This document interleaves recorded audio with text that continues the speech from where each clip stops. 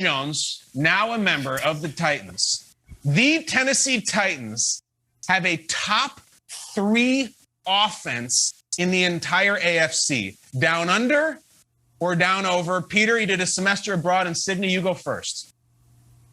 I did, and I'd say Google Don Bradman, the greatest cricketer to ever live, Australian. He is the Tom Brady, Michael Jordan of Australian sport.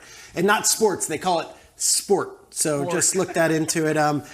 Yeah, the genesis of this segment, of course, is Kyle's in Australia. So the producers say to us, what should we do? Well, down under. All right, over under. Let's go. So here we go. Let's see. I'm going to say under. Under. There are these high-flying offenses in the NFL that are going to put up 30, 40 points a game. That's not really Tennessee's game. They've got Derrick Henry. They're going to use him. He's going to rush the ball 30 times still. You're still going to find a way to control the game on the ground. Titans offense and Todd Downing, the new offensive coordinator, is taking over for Arthur Smith, is not one of these light it up through the air, let's abandon the run, and let's try to just put up a bunch of points. Theirs is ball control, and it always has been. They are one of the old school teams, even with Julio Jones and the way that they play.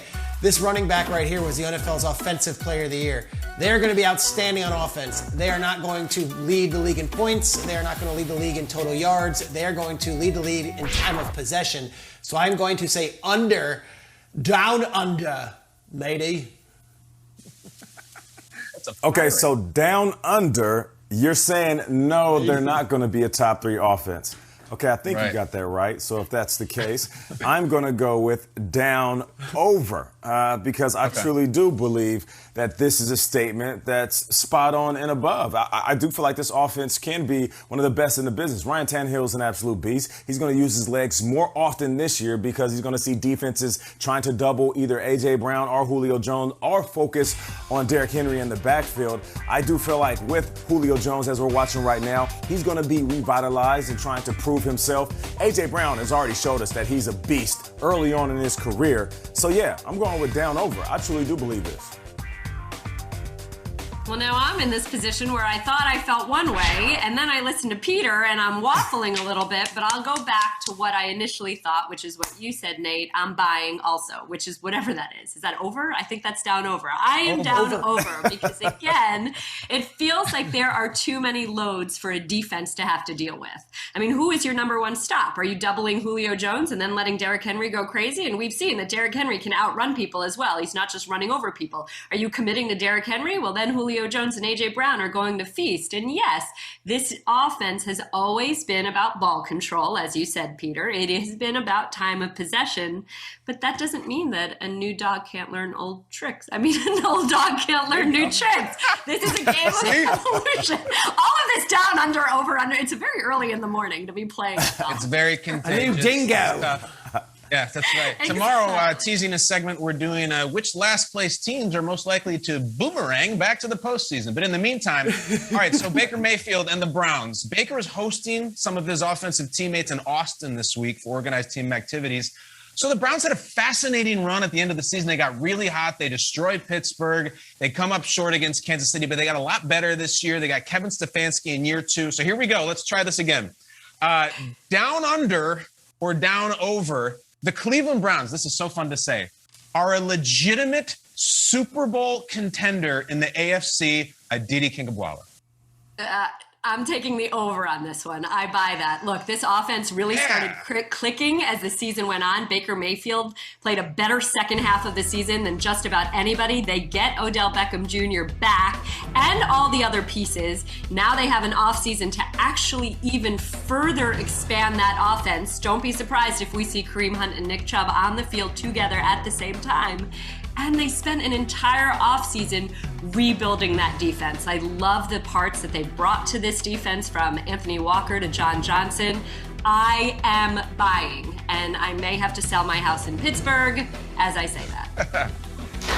Nah, don't worry. And don't tell your husband you're rallying this Browns fans thing. It's not a fan. You're just reporting, Didi. That is a key distinction. I'm going to go with you here. I'm saying an over as well. How do you not? They have the coach of the year. They took the Chiefs to the wire until things went haywire in that game last year in the divisional round. and they mopped up on the Steelers in a playoff game in Pittsburgh. I gotta say over. I love what Stefanski's done this offseason. Low profile. It's not about me. Let's just focus on what we're doing. And it's been nothing but positivity out of Cleveland and not the usual hijinks that we've dealt with in off seasons of years past. So I'm saying over, and I'm very rarely the guy that says, hey, no, they've earned it. Last year, they earned my respect. I think they are a contender, and they could be in the Super Bowl next season. Yeah, this is a clean sweep. I'll keep it quick. I'm going with over as well. You think about what they did, how they ended the season, and then you get a healthy Odell Beckham back, a very motivated Odell Beckham back. I feel like this team is a Super Bowl contender. No doubt about it. All right, Nate, I like it. Let's wrap up with story time. In fact, sequel time. Now, I'm not just in Australia. I'm in the middle of a very intense quarantine. I'm not making this up. Part of Australia's rules, I have to be in this hotel room for 14 days. If I so much as step out into the hallway, I catch a blow dart and I'm done. I'm deported. I can't leave the room. So yesterday, I told the story that after flying 22 hours to get to Australia, you're bussed by the military from the airport to your hotel. You're delirious, you're tired. And then when I was on the bus, this happened. I hear this voice to my right. He goes, "Hi, mate." And I turn, it's just some guy, it's an Australian guy returning home. And he goes, "I like your show, mate." And I was like, "Oh, wow, you watch Good Morning Football? I'm so flattered. That's incredible. I didn't know you guys have it on. It's really great." And he goes, "Hey, you want to know my favorite part?" And I go, "Yeah, I'm wondering, is it like, one of our like wacky segments, or is it like the banter at the table? Like, what is this Australian man about to say is his favorite part of Good Morning Football?" And he goes, "Hey, I like Dan Hansis." And I go, "Oh, really? You like Dan Hansis? That's cool. Dan's great on the show." All right, so that story took a turn. There's Dan. We love him. He is around the NFL podcast. He's one of the heroes. He writes on NFL.com, appears on our show all the time, has a Pearl Jam Versus album cover. I'm going to show you another picture. This next picture, that is Australian actor Matt Leneves. He's extremely popular and successful here. He's like a young Patrick Dempsey. He's been on a ton of work, ton of shows, ton of movies. He's on a show right now for Amazon. Very successful Australian actor. I tell that story about the guy who's the fan of Hansis on the bus, on the air, and then last night, I get this video on Twitter. What? G'day Dan and Kyle, I'm the mysterious Aussie from the bus. It's day 9 of quarantine. Clearly Kyle's lost his mind. He's doing Aussie accent impersonations. He's locked somewhere in this hotel, I'm not sure where. We're not allowed to see anyone, not allowed to open the door. Kyle! Nah, he didn't hear it. Anyway, day 9's been made a lot more special because I've got a shout out from around the NFL. I've been listening to you guys for 10 years. You're the greatest. Honestly. Dan, Greg, Mark, Ricky, and the late, great Chris. You guys hold a special place in all your fans' hearts. I just want to say thanks for everything that you do. And hopefully one day we can all meet. Take care. A very moving story. That Australian movie star is the guy on the bus who told me he loves around the NFL. He's staying somewhere up here. Matt, I don't know what floor he's on, but he's in the same hotel. So guys, down under, down over, Peter, Nate, Aditi, that story. It's over by a mile. First of all, we love Hanzus so much that I love getting him this credit here. But yeah, this guy, I'm looking at his IMDb. He plays Dr. Patrick Reed in the TV series Offspring, and he's Detective Brian Dutch in the Tasmanian Gothic sci-fi television show The Kettering Incident.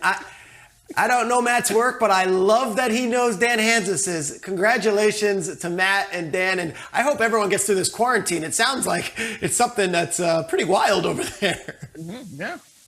Listen, it is never lost on me when somebody is a fan of the show, and I'm talking about somebody I can meet at the gas station, let alone all the way on the other side of the globe. And shout out to Matt and everybody that watches this show. Sometimes we forget just how big the National Football League and how much people like this sport. That was incredible, man. I got goosebumps